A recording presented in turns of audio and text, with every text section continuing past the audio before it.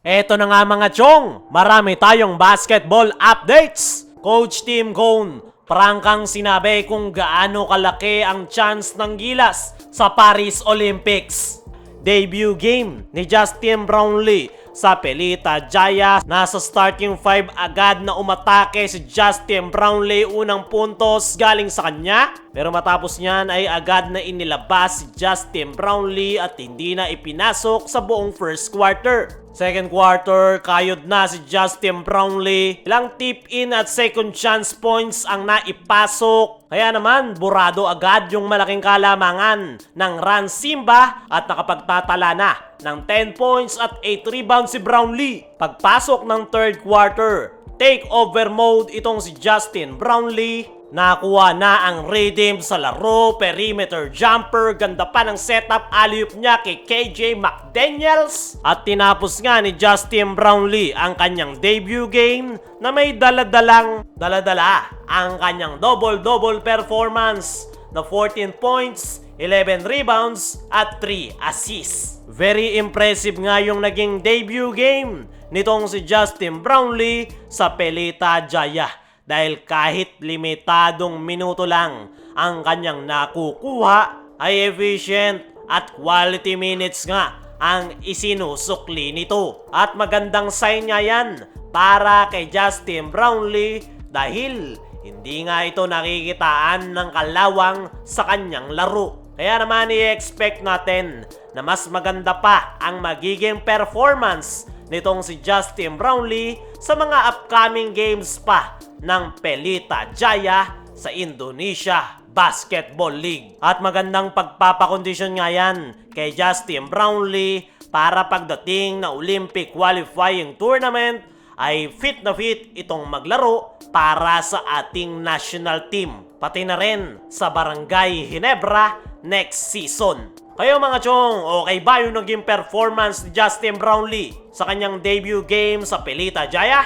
I-comment mo lang dyan sa ibaba. Dumako naman tayo dito sa kabilang balita. Coach Tim Cone, prangkang sinabi kung gaano kalaki ang chance ng Gilas sa Paris Olympics. Ito nga si Coach Tim Cone kasama ng Gilas Pilipinas ay kinakailangang dumaan sa butas ng karayom para mag-qualify sa paparating na 2024 Paris Olympics. Naging prangka at realistic nga itong si Coach Tim Cone regarding sa chance ng Gilas Pilipinas na makapasok sa Paris Olympics. Nitong nakalipas nga lang na araw mga chong ay ginanap na ang basketball draw kung sino-sino ang magtatapat-tapat sa Olympics. At sa Group B ay nandyan ang Germany, host country na France, at ang nag-iisang Asian team na nakapasok sa Olympics na Japan, at ang kukumpleto ay ang mananalo sa Olympic qualifying tournament.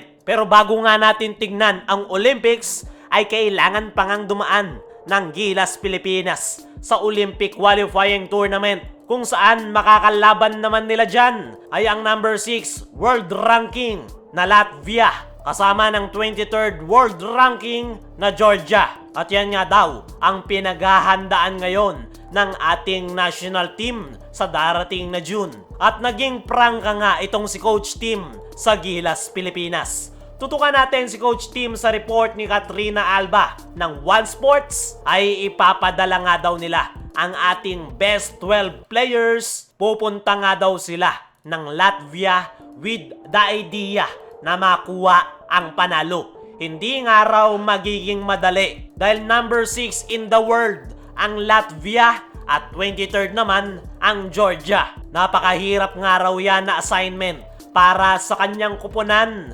pero wala nga daw imposible. At magandang mindset nga yan para sa head coach ng ating national team.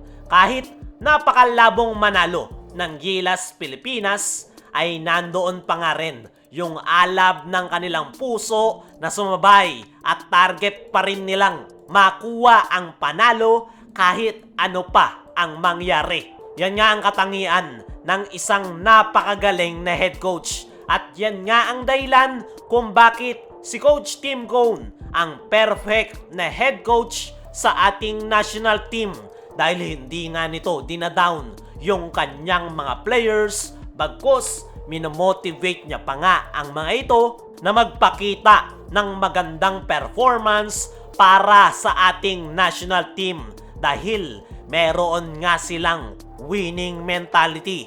Kahit maliit ang chance nila na makuha ang panalo ay hindi pa rin nawawalan ng pag-asa itong si Coach Tim Cone.